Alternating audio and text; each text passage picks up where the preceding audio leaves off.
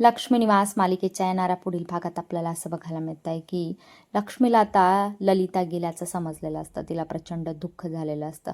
म्हणून तिने आता 40 वर्षांपूर्वी घेतलेली शपथ बाजूला ठेवून आपल्या नवऱ्याला घेऊन ती आता स्वतःच्या माहेरी गेलेली असते. तिथं तिने ललितासाठी चोळी बांगडी आणि हळदी कुंकू असा मानाचं आहेर आणलेला असतो.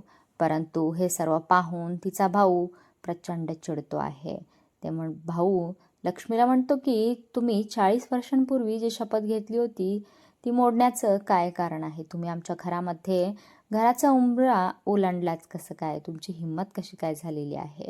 त्यानंतर लक्ष्मी भावाला समजावण्याचा प्रयत्न करते की अरे दादा, वहिनी गेलेली आहे. वहिनी आणि माझ्यामध्ये खूप चांगले संबंध होते. तेच तर तुला सांगायला मी आलेली आहे. पण लक्ष्मीचा भाऊ अजिबात ऐकण्याच्या मनस्थितीमध्ये नसतो. आणि हे जेव्हा लक्ष्मीच्या बाबांना कळतंय तेव्हा मात्र बाबांचा पारा चढलेला असतो.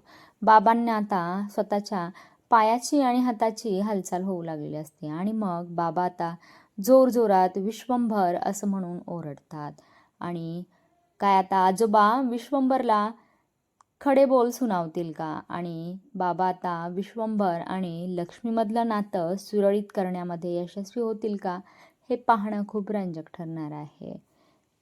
इकडे आता जान्हवीला शुद्ध आलेली असते आणि लक्ष्मीने पुन्हा जयंतला जान्हवीच्या समोर बोलावून घेतलेलं असतं. काय आता जान्हवीची मेमरी पूर्ण जाणार आहे का जान्हवीला आता सगळं आठवेल? हे पाहणं खूप रंजक ठरेल.